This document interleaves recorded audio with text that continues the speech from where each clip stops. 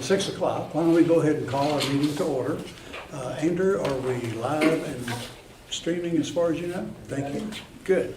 If I could ask everyone to please stand for a moment of silence. And then we'll ask Mr. Stone to lead us in the pledge of the flag.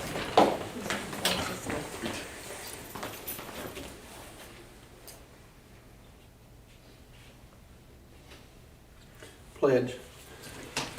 Pledge allegiance to the flag of the United States of America and to the republic for which it stands, one nation, under God, indivisible, with liberty and justice for all.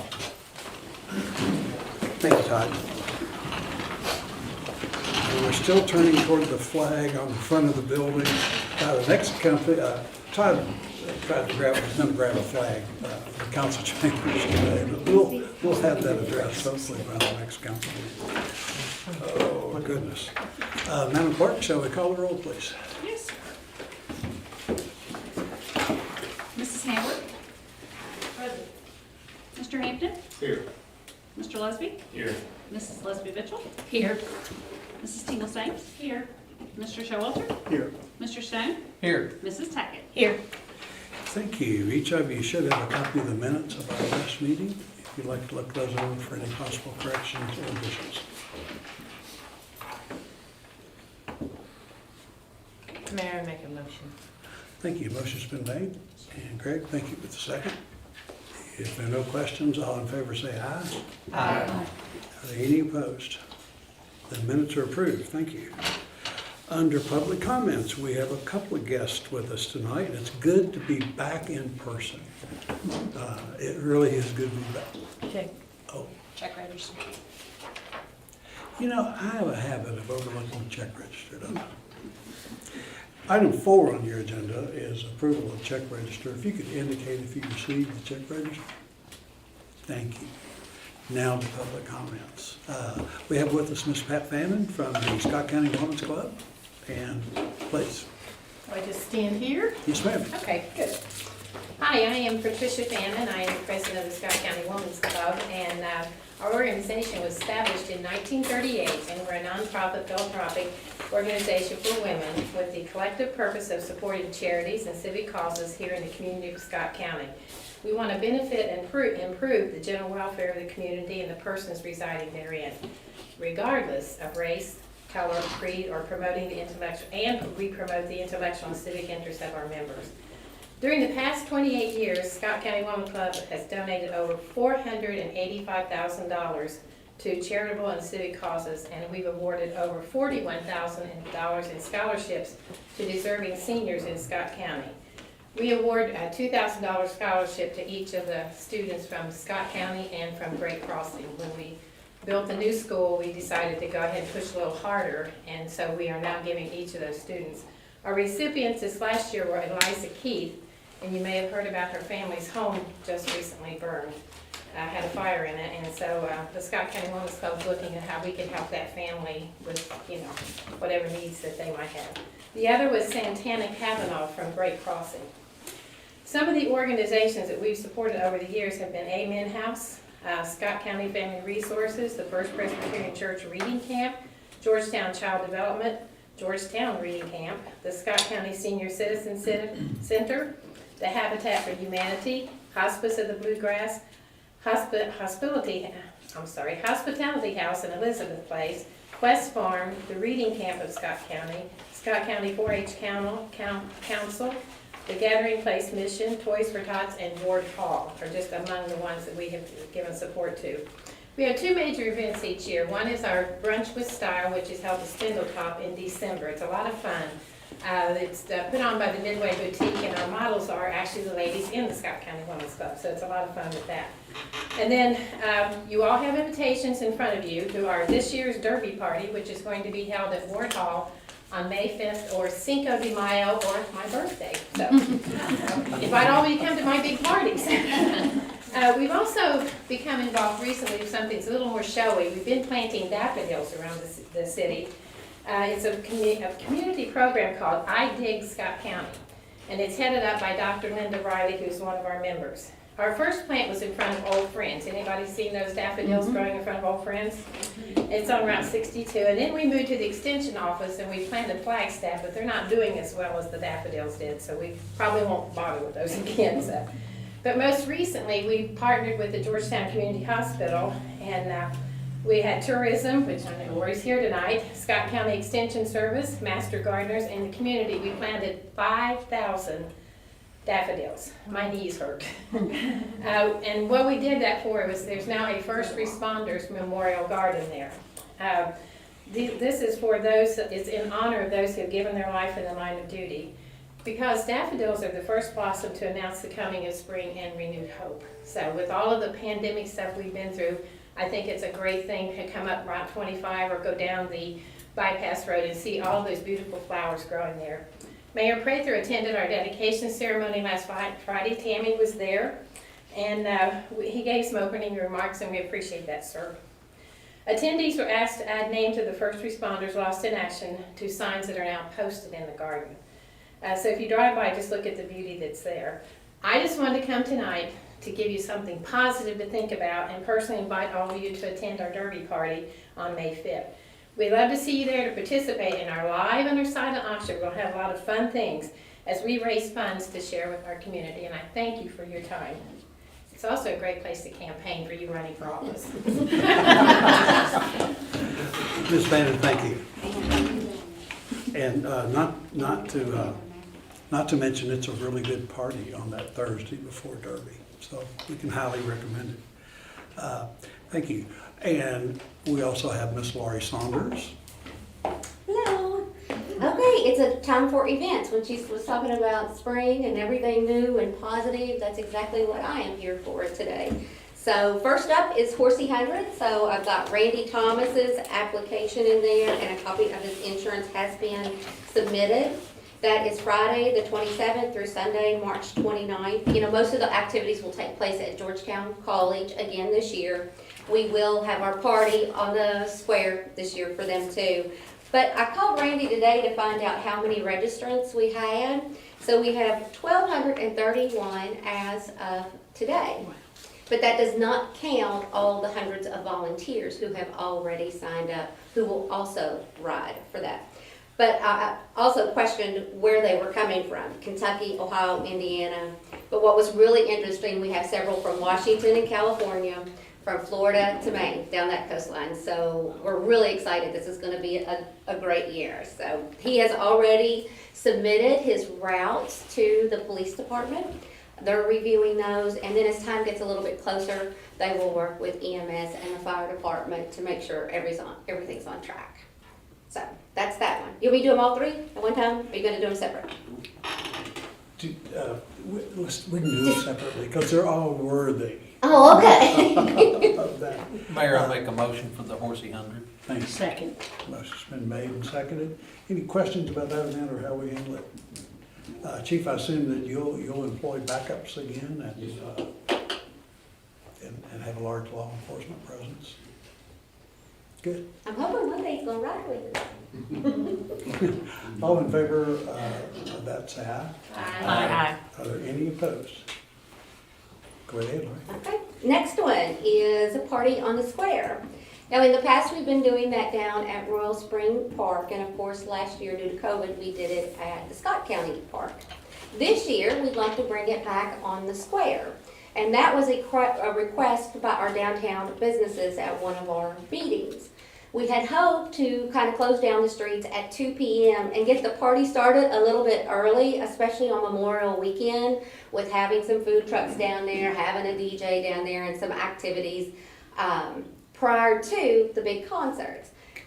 We're having a little bit of struggle with that because everybody is short-staffed right now. So we don't know if we will be able or if it'll only be one time, but I'm going ahead and requesting it for all of them in case we are able to pull something great out of our pocket.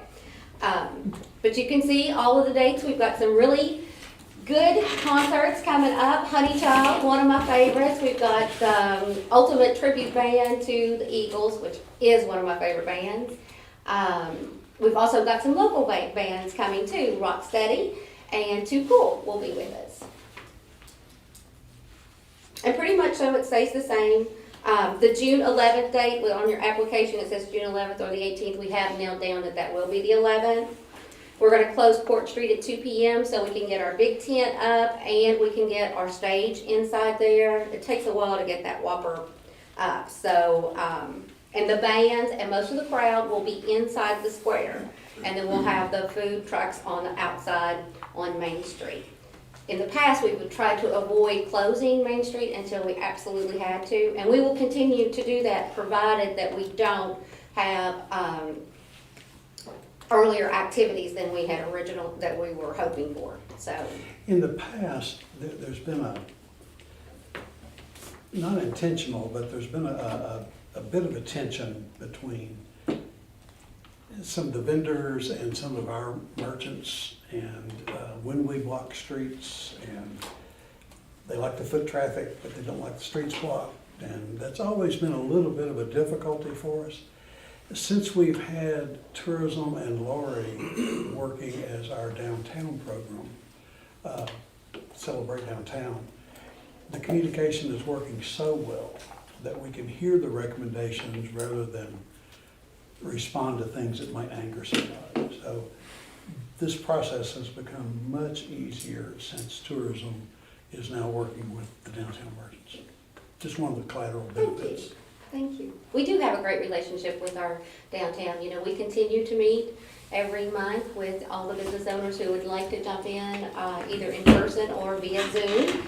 So now that Zoom is so popular, we're giving them the option for those who can't make it to the in-person meetings, they can join us through Zoom. And we work with them to come up with the ideas that we plan to do throughout the year. So everything that's on that list, we have worked in conjunction with our downtown businesses to make sure that we're doing it properly, the way that they would like for us to do it, the marketing and advertising side. And we just think we've just got a really good, strong downtown that's working really well together. And I could not be more proud of our businesses. Council makes a financial contribution to this, where we used to support the Main Street program. We now support Celebrate Downtown. So I think it's worked pretty well.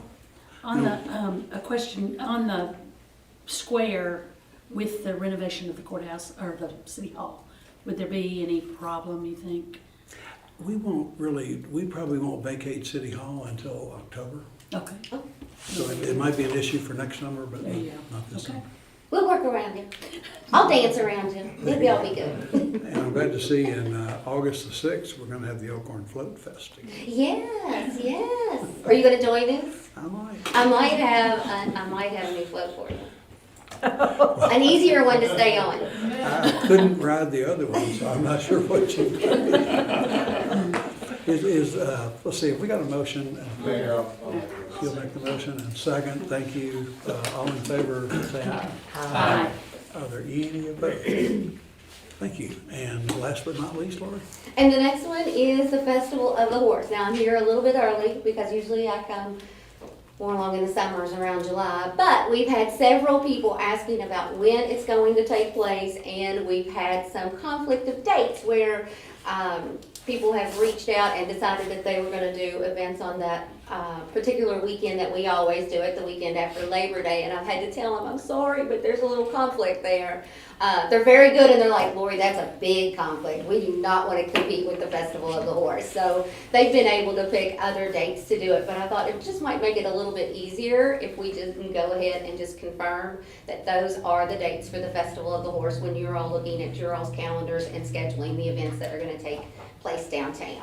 So it'll pretty much, everything will be the same. September the 9th through the 11th will be the Festival of the Horse. And September the 8th will be the Fireman's Chili Cook-Off. Nothing's changing as far as when we shut down roads and when we open back up. You know, they'll close on Thursday at 2, and they won't open back up until Sunday at 8 to 9. Usually, sometimes we get out there really early, and sometimes we can't. And then, of course, all of the road closures for the parades and things that we work with the police department in helping us do that too. Motion, Mayor. Thank you. Second. And second.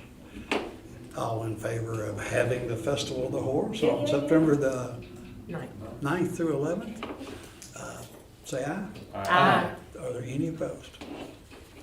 Thank you. I'll see you at all those events. Yeah, got all those events. Lori, thank you. Thank you, your share, Lori. Oh, good. Okay, mayor's comments. Just a couple. Just a brief update on the house on Rucker Avenue that we've all paid such attention to. And I've had a chance to speak with most of you, but we believe we've reached there's been a private party transaction that will let the house stay in place. The current owner would be out of the picture entirely under the scenario that we're trying to work through. And believe we're on course to do that, and we will know within the next few days. Also, just to give you... You had one more speaker. Oh, I am so sorry. And I welcomed him here and didn't call on him. Mr. Richard King, please come up.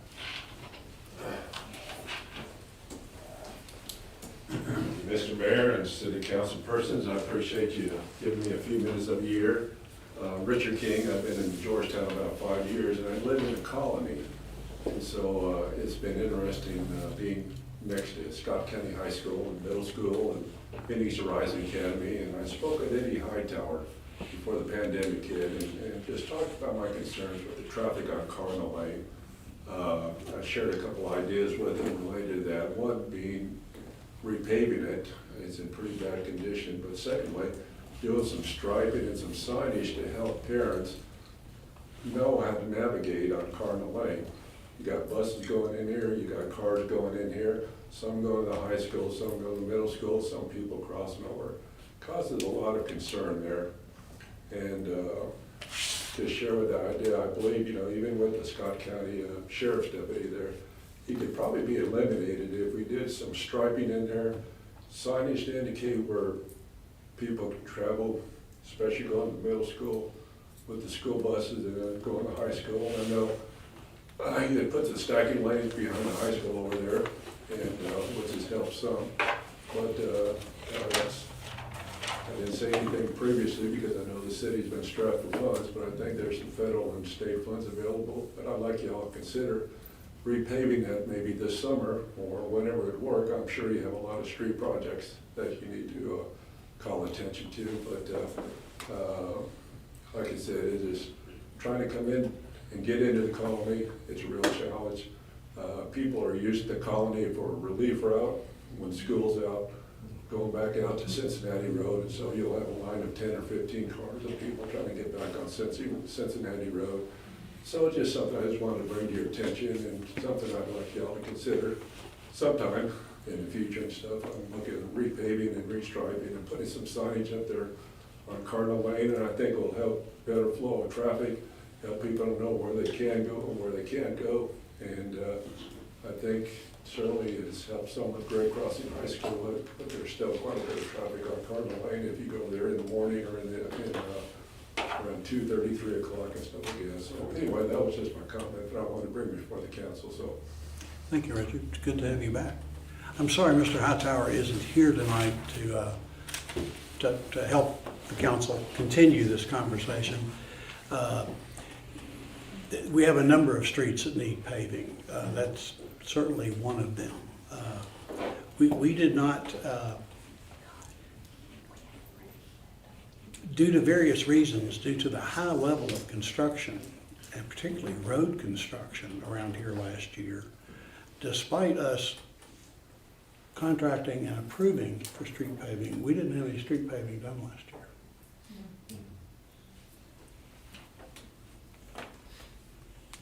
So we have those funds.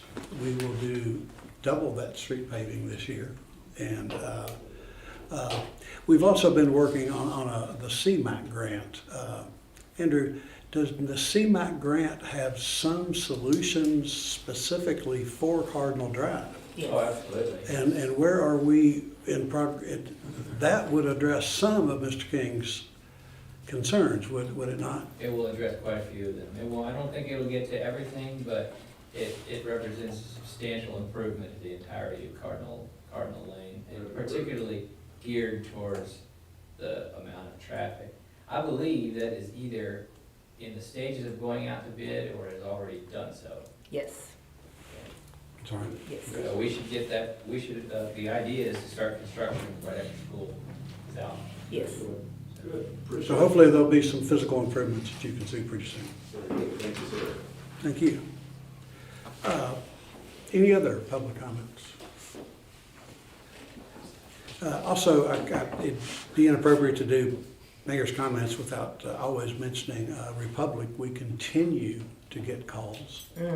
We continue to forward those and talk with Greg Butler at Republic. Andrew has, I want you all to know that Andrew and Devin have battled on behalf of the city and your constituents in ways that would make you proud. They are standing up to Republic, demanding certain things be better service. And we understand that this is a large national company and they have certain ways of doing business. We'll eventually comply with those. But they need to give some too.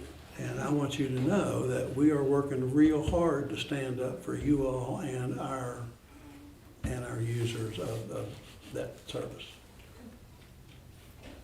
And be glad to, I get calls from folks that you all have told to call me, and that's okay, I talk to them. And we'll continue to wrestle this bear. Is there one of the constituents that called was talking about, well, they were talking about the abusiveness with the Harveys. What if the Harveys were damaged, where we used to handle the Harveys, if they got damaged, then we would replace the Harveys? Well, how does that work in the new contract? They own them, they're theirs, they have to replace them. They have the green ones. They're the companies. Okay, cool, good, If they tear them up, they're tearing up their own equipment. okay, gotcha, And they'll have to replace it at their own expense. okay.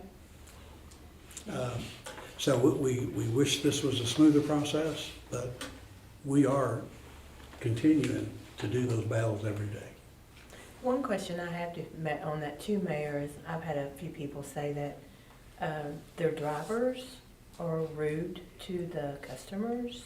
They're on a couple of different areas. In one area, they drag their Herbie around. I know, right? Andrew, that can just go on a long list of general complaints. Yeah, and I can call you later and give you more in-depth. But Absolutely. rudeness is Yeah. not The- acceptable The customer request that we get service. from Republic time and again is give us names and addresses, and we'll do our best. I'll get that. It's hard for them to address general issues. I mean, we have those. I have seen I see a lot of the flow of emails, and I do see Republic staff answering with what times a truck went down a certain street, and they're being responsive to us, but our citizens are still having problems. So, I'll get that specific address for you. thank you. It's on Laurie's card, but on April the 20th, we'll have our Main Street Clean Sweep activity again. Downtown cleanup from 11 to 1. If anybody, that's a Wednesday afternoon, if anybody's available. It's kind of a fun afternoon, and we pick up amazing amount of trash in the downtown area. I think it's supposed to bring attention to the littering issue and our desire to have the city look better all over the place. Really pleased to let you all know that a majority of the council members have turned in their revenue forecasting. Thank you for that. That's a real effort to do. And Stacy was ready to aggregate those and present them back to you. And I said, well, why don't we finish our numbers first? So we are going to provide those aggregated numbers back to you as a part of our budget presentation. So it was very helpful. Thank you. Because Eddie is out, we're not completely ready to bring the traffic ordinance tonight. Thank you. We'd like for Eddie to be present. It's a pretty detailed thing. We do anticipate sending you all draft copies of that traffic ordinance prior to the next meeting, so you can have digested a little of it, and Eddie will be present to really talk about what that ordinance will look like. So that will happen at the next meeting. Ms. Fannin has already brought attention to the Memorial Garden. Folks, you're going to be proud of this. It's right there in front of the hospital, right behind Dr. Hambrick's office in that field. And as you drive into Georgetown, it's this immense burst of color. First thing to bloom in the spring, the first thing you see when you come into town, that it's dedicated to first responders in a memorial garden is really important. They had first responders after the dedication of the garden. You could write messages in honor of first responders who have been lost. And I saw posters for Johnny Jacobs, and it's a special place, and we thank you to everyone that was involved in that. Sir, if I may, I forgot to mention Miss Tracy Hoffman is an associate member of Scott County Stuff. She's so busy doing something else, she can't be an active member. And I invited the mayor to be an honorary member once he retires, because I know he's gonna get bored. There you Thank you go. for that. Okay, and that's, any questions about the mayor's comments? Thank you. Let's see, under GMWSS, and I think Shane is going to represent GMWSS tonight, and you've got a series of purchase orders. Yes, good evening. We have 5 purchase orders and 1 contract for council consideration. The contract was included in your council packet, but was not included on the agenda. And if you allow, I'll walk you through the purchase orders and the contract and then take your questions. So items A through D are all purchase orders for leak eliminators for various amounts. All of these purchase orders are for sewer rehab work in the Colony, Wright Alley, Martin Luther King, and Old Lemons Mill areas. Leak will be rehabbing those sewers via cured-in-place pipe restoration. Cured-in-place pipe allows us to rehab the sewers without doing open trench construction. All 4 of those purchase orders are budgeted within our sewer operations budget. The work is being performed by leak eliminators through our unit price contract that is competitively bid. Next, we have a purchase order for Judy Construction in the amount of $730,704.14.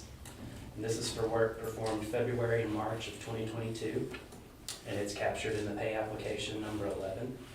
The pay app has been reviewed and approved by GMWSS, its board, and the GRW staff. Finally, we have a contract bid recommendation for Semper Industrial Coatings in the amount of $57,900. This bid is for the maintenance and rehab work on 2 of our elevated storage tanks, Burton and Stamping Ground. The maintenance work includes cleaning and painting of both tanks, and both projects are budgeted within the FY22 approved budget. Do you have any questions? Shane, on the Semper Fi bid, they left some money on the table. Are they able to do the job? Our folks have vetted them and feel confident that they can do the job. But you're right, they came in under the other 2 by a good amount. Yeah, they sure did. What about going on the interstate on I-75 out close to Pavilion? Do you know if that one is scheduled to be cleaned anytime soon?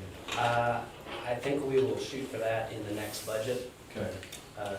It is dirty. You noticed that too? Yep. Okay. Mayor, I'll make a motion for A through D and try to, if we want to keep the, kind of keep them together in a way, that's all the leak eliminator items anyway. I'll second. All right. Motion's been made to approve A through D. All in favor say aye. Aye. Are there any opposed? Thank you. Is there a motion to approve the Judy Construction? Motion, Mayor. Thank you. And seconded Greg. If there are no questions there, all in favor say aye. Aye. Are there any opposed? Thank you. And finally, the contract with Semper Fi. Motion, Mayor. Motion's been made. Second. And seconded, Tracy. Connie, Willow. Okay. All in favor say aye. Aye. Are there any opposed? Thank you. Any questions for Shane? Thanks, sir. Thank you all. Item 8 on our agenda under city attorney are the 3 items again that relate to the short-term rental situation in Georgetown. So we'll start with second reading of an amendment to the zoning code. Tracy? An ordinance amending Article 2 of the Georgetown Scott County zoning ordinance to define short-term rentals and unhosted home sharing and provide zoning requirements for short-term rentals. Summary 1. Establishes definitions for the terms short-term rental and unhosted home sharing and deletes a portion of the definition of family to correct an inconsistency with other zoning code provisions. 2. Provides that all short-term rentals shall be registered with the Georgetown Scott County Revenue Commission. 3. Creates section 2.58, which defines the zones in which short-term rentals are permitted, conditional uses, or prohibited. 4. Provides for repeal of inconsistent laws, severability of provisions, and an effective date upon passage and publication. The full text of this ordinance is available for examination in the City Clerk's Office, 100 North Court Street, Georgetown, Kentucky, 40324, or at www.georgetownky.gov. Introduced and publicly read the first time March 14th, 2022. Publicly read the second time March 28th, 2022. Thank you. The sponsors are Mr. Showalter and Ms. Leslie Mitchell. Is there a motion for approval? Motion. Thank you, Karen. Second. Somebody. Willow. If there are no questions about the amendment to the zoning code, shall we call the roll? Mrs. Leslie Mitchell? Yes. Mr. Lesby? Yes. Mr. Hampton? Yes. Mrs. Hambrick? Yes. Mrs. Tingleston? David says I should take it back. Yes. I commended her for making a motion for a new revenue increase. Mr. Showalter? Yes. Mr. Stone? Yes. And Mrs. Tackett? Yes. Thank you. That carries. Item B is second reading of the short-term rentals ordinance. Same 2 sponsors.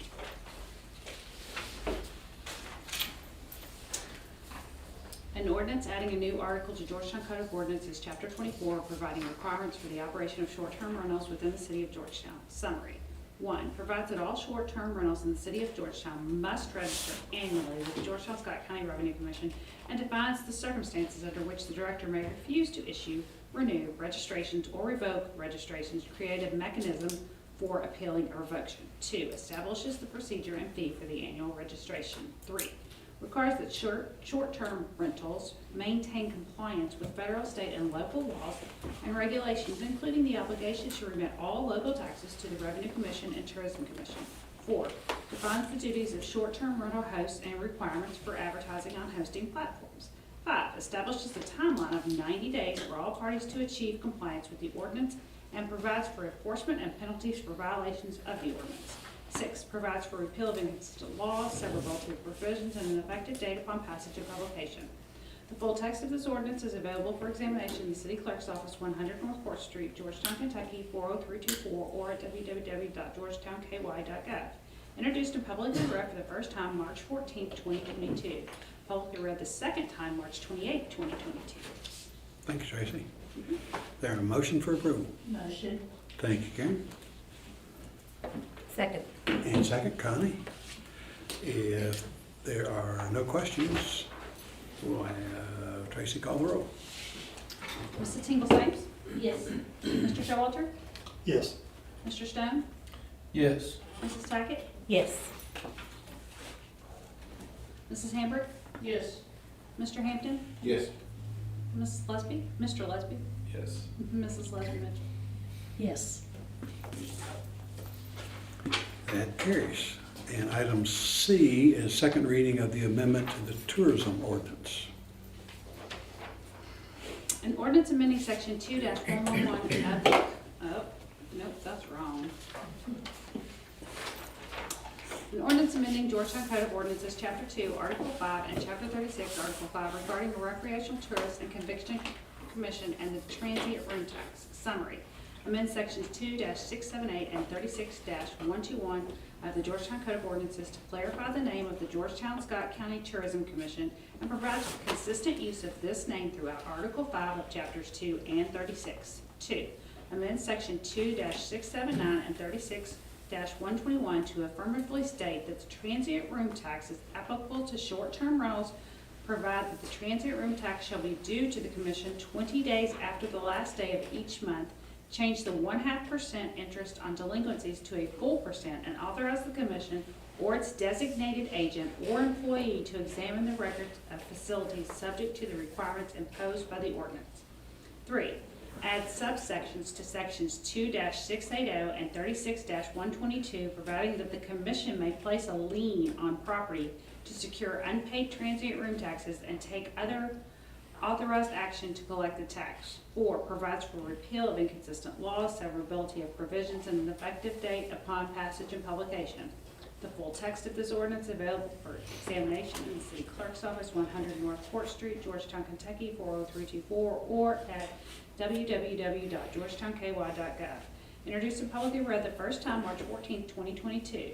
Publicly read the second time March 28, 2022. Thank you. Mayor, may I ask Lori a question on that? Lori, are you having trouble collecting taxes from those? I don't know, years ago we had trouble getting people to pay the taxes that they were to pay.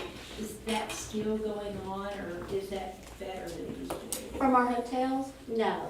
We have no problems with them paying. We are very, very fortunate that all of them understand what the ordinance says, and they are in there like clockwork on the 20th. We're very fortunate that many of them don't mail their transient tax, that they actually come into our office. So that's good, because we can kind of keep a pulse on what's going on, and that's an opportunity for us to chat too. So it's our short-term rentals. If you don't mind, Tammy, if I say something that's really quick, thank you to you and Mark. I really appreciate it. So since the conversation has begun about the short-term rentals, I just wanted to give you an idea. We expected for short-term rentals our budget to be around $14,000 for the entire year. We have taken in $22,000 to this date. Good. So because of the conversation, people are coming into the office and realizing, hey, we've got to get this done. So we really do appreciate that, because that has caused many to come forward. And on another note, Gray Research Solutions does a lot for the tourism industry and how they go about their research. They're a premier group. So they've been doing some research for us, an audit. And one of the things that came up when they looked at the short-term ordinance that was coming up, they said it was the best one they had ever seen. They asked if they could share it. Shannon Gray, teaches at STS Marketing College about short-term rentals. And she said, I would love to be able to use that as a guide and say, this is how you do it. Don't variate from any of it, do it just like this. And that's kudos to Devin for, Devin worked really hard on it. Lori worked hard on it. She wouldn't let me turn off the water, but. Yeah, she wanted to put the water on. To David's point, it's not new revenue, Karen, to your credit, that you're voting for. It's revenue that was just not being captured. So I think, like you said, the realization that it's due, and it's more about public information. Yeah. See, So, David, Yeah. Lori, and all. yeah. That's awesome. Yeah, earlier. Had to set the record straight You there. did, But we had 2 call today and somebody come in today, so that kind of tells you it's moving along.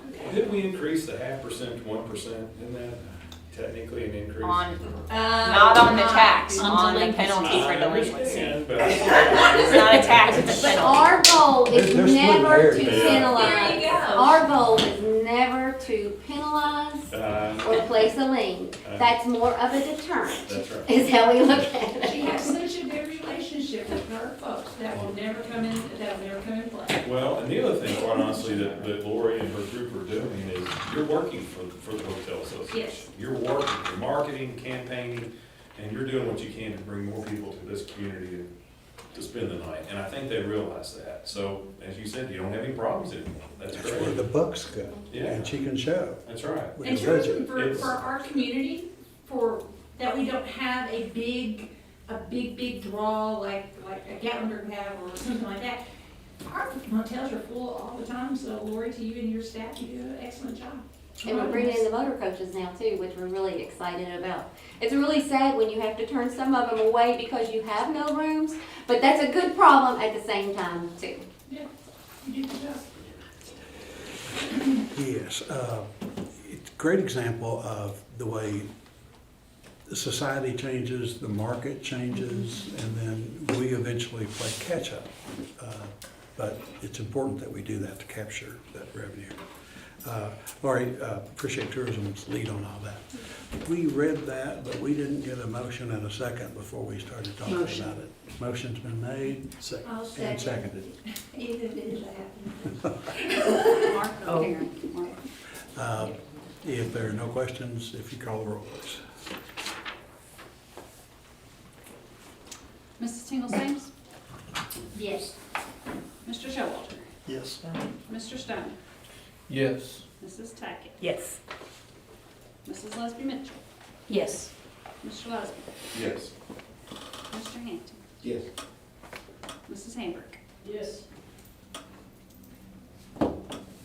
It's exciting. Thank you. That passes. And it is a real compliment when you hear experts in the field compliment the work that your community's done. That's right. Item 9 on our agenda, under Human Resources, the second reading of an amendment to the personnel ordinance. Mr. Stone and Mr. Hampton are the sponsors. Let's see, this creates our new sergeant position, is that correct, Evan? Yes, and it cleans up a position that we failed to remove. It removes half of a VOCA position that we failed to. Yes. An ordinance amending section 2-111 of the Code of Ordinances to add one position of sergeant to the police department and abolish the position of part-time victims advocate. Summary 1, amend section 2-11C of the Code of Ordinances to add one position of sergeant to the police department. 2, amend section 2-11C of the Code of Ordinances to abolish the position of part-time victim advocate for the police department. 3, provides for repeal of inconsistent ordinances, severability of provisions, and an effective date upon passage and publication. The full text of ordinance, this ordinance is available for examination in the City Clerk's Office, 100 North Court Street, Georgetown, Kentucky, 40324, or at www.georgetownky.gov. Introduced and publicly read the first time March 14th, 2022, publicly read the second time March 28th, 2022. Thank you. Is there a motion for approval? Motion. Thank you, Greg. Second. And second, Mr. Stone. There are no questions?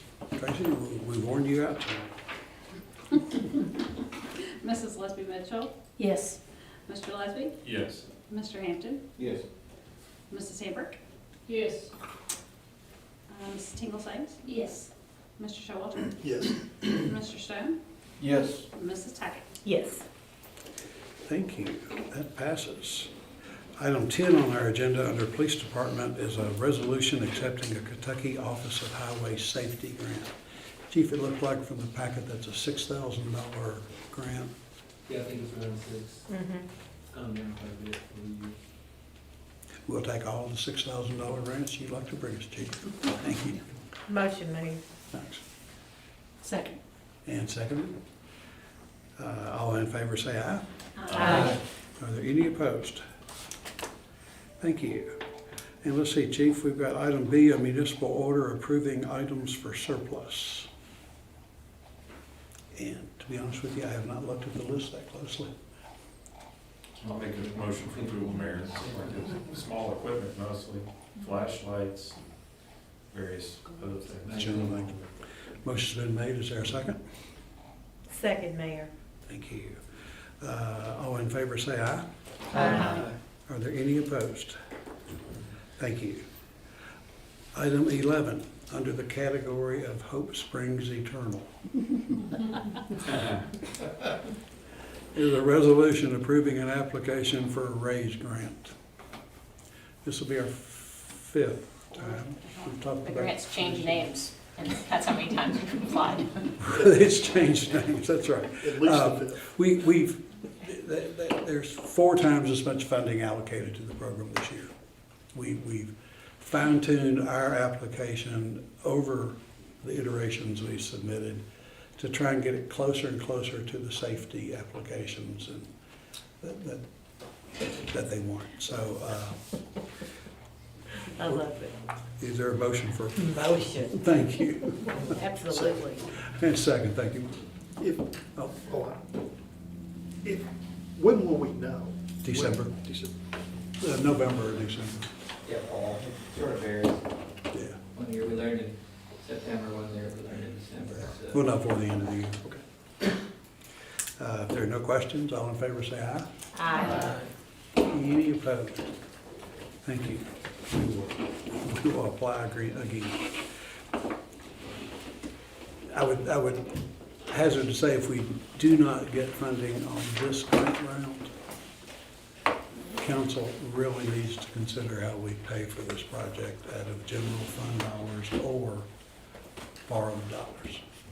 We can't put off this project any longer for public safety. This is the old Oxford Road and Lexus Way. Thank you. Okay, item 12 on the agenda is council comments.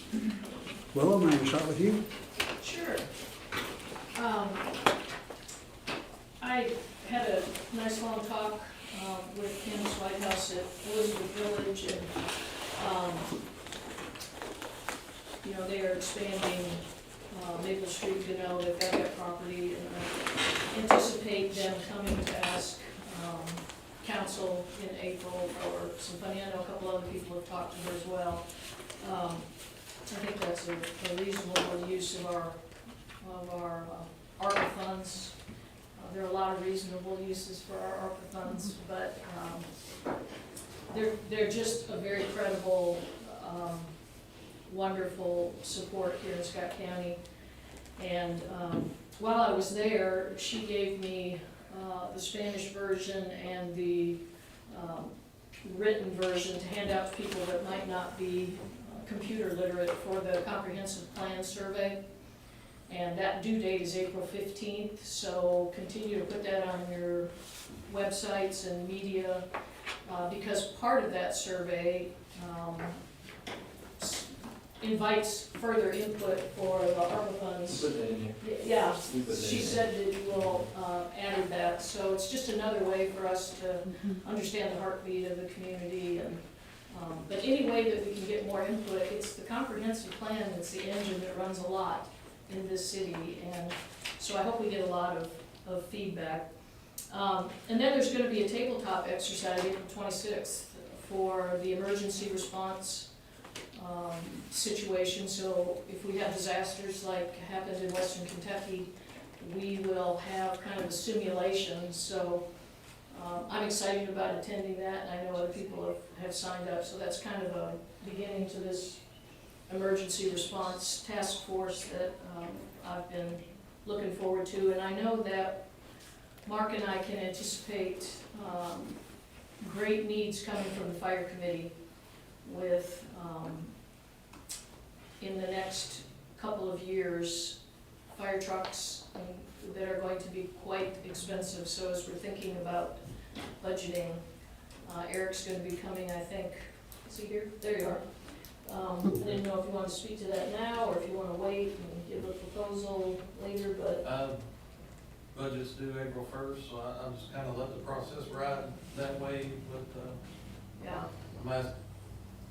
The concern and the problem right now is build times on fire trucks are pushing 2 years. So we used to have to look 8, 10, 12 months down the road, now we're having to look 20 months to 24 months. So our fleet's hitting that 10-year cycle and during that, so it's a fairly big request when we come your way. That's all, Mayor. Thank you. Thank you. There's been at least one other not-for-profit made formal request Yeah, I think the Amen House is possibly leaving. for Yeah, pretty significant sums of money. yes. And all so worthwhile. We've encouraged some of them to take slightly different viewpoints rather than simply expecting very large one-time checks. But That's what she said. we're all trying to work through all that, but that's good information. Craig? No, just, I was gonna just mention Elizabeth Village as well. I met with Candace. It was very informative. What Willow said, I won't go into everything. Willow pretty much summarized, everything with Elizabeth Village, and I think they'll be here on April 11th. So I think it's very good for the community. So I encourage all the council members to pay close attention to it. So that's it. Good, thank you. Karen? I have a constituent that was in the shop, and they were talking about the cemetery fence. I know we're gonna have a meeting with the cemetery, but the cemetery fence on the school side, there's a big hole in the cemetery fence, so what parents are doing is they're driving into the cemetery, letting the kids out, and the kids are running through the cemetery to get through to the fence. It's easier than the parents driving up. So this particular person was concerned about that, was if people are visiting the cemetery, then they're blocked up in the traffic with the school traffic, and then the kids cutting through there, and actually I was over there this afternoon, the kids are cutting back through there and then walking through the cemetery and getting picked up by some rides, but most of us coming in the morning, and the parents are dropping them off and they're cutting through the fence. Everybody got an ankle. So I told her I'd bring that up and maybe fix the fence, and I told her we had a committee meeting on the cemetery too, so. Yeah, well, we may need to upgrade that fence, but certainly we can make a note to get that repaired. Yes. Good, thank you. David? Mayor, I had the same meeting with Candace and Emily, and, the thing that is interesting to me, she's been doing this for quite some time. She's obviously fairly, yeah. 7, yeah. And, relatively young to be in that capacity, came from Georgetown College, and just an impressive group. And, they're doing a very good job of trying to fulfill a need that, we realize that is here in this community, and it's a growing problem. So I certainly commend them for that, and I am impressed. Matter of fact, our church, we have that house there on College Street that we Yeah, transition. essentially donate, I think, $1 a year to their organization. So we're committed certainly to them and from the city perspective as well. So that's good. Ms. Fannin, thank you and the Scott County Women's Club for the beautification projects that you all have taken on. Certainly appreciate that, and I've noticed some of the flowers as well, and now I know where they've come from, so that's good. Thanks, Mayor, that's it. Yes, sir. In this council, this and previous councils, very quickly embraced Elizabeth's Village. A couple of council members from a prior council got involved, got on their board, and Candace was effective in front of the council and in being an advocate. And they got into our not-for-profit funding list very quickly. So the council embraced that organization early, and we've been proud of that. Connie? Yes, I absolutely support Candace and what she's been doing in helping with the community, and also commend you, Ms. Fannin. Thank you so much. I support the Amen House as well. They do a great job. I know the place in Lexington, they just received a $25,000 donation for the food pantry in Lexington. I heard that. So, yeah, just as much as we can do for our people who are homeless and hungry in schools and the kids. So I appreciate that. And thanks, Lori, for all you're doing with tourism. It's a great job. I appreciate it. Thanks, Devin, for writing such great ordinances, too. You go, girl. Other than that, thanks for bringing up the traffic ordinance also, Mayor. I didn't realize Eddie was going to be gone today or this week. They have spring break in Lexington this week. Ours is next week, so. But that's all. Thank you. Thank you. Todd? Kim Rice with Parks and Rec said that they have a spring break camp called Fun Express that they're still taking registration open for spring break next week, and still selling season passes. So they've got some things coming up building wise, but I know they're gonna get in touch with you and with Joe Pat about some structural problems that they're having out there. So other than that, that's all I got. Yeah, we talked about the Dectron unit, the unit that controls the humidity, air conditioning, airflow, very expensive unit that has to be replaced. And the high humidity that has caused some structural problems, we now know, is it both overlooked, both? Yes, both of the overlooks are now? going to be closed, and they're going to have to do some pretty hefty repairs to get those and a few others that are around in that area too. So we've known that large Dectron unit was going to be a very expensive proposition. We're going to have to address some structural issues at the same time that it's caused. We've been putting together a meeting, and we're going to meet Wednesday at noon at the pavilion. Judge Covington is out of town, but he's going to join us either by phone or Zoom. And we're just going to put eyes on some of these problems and talk about what the solutions are. So we do have some issues out there that we'll address with the county and bring you back more information. Anything else, Todd? No, sir, that's all I got. Just speaking of Parks and Rec, some of you may have gotten a survey from Kim Rice on the different parks that you like, different things you'd like to see in our town and in our county. And if you get a chance to fill that out, they're asking, about, do you prefer bike trails? If you had money to spend, would you spend it here, there, or where? So they're gathering information to make decisions. So if you get a chance, fill that out. I think I wanted to mention too that Connie and I had another stellar police academy class last Tuesday night. Thank you. We got to shoot a taser at Justin Bieber, and I shot the taser, Tammy didn't. I didn't.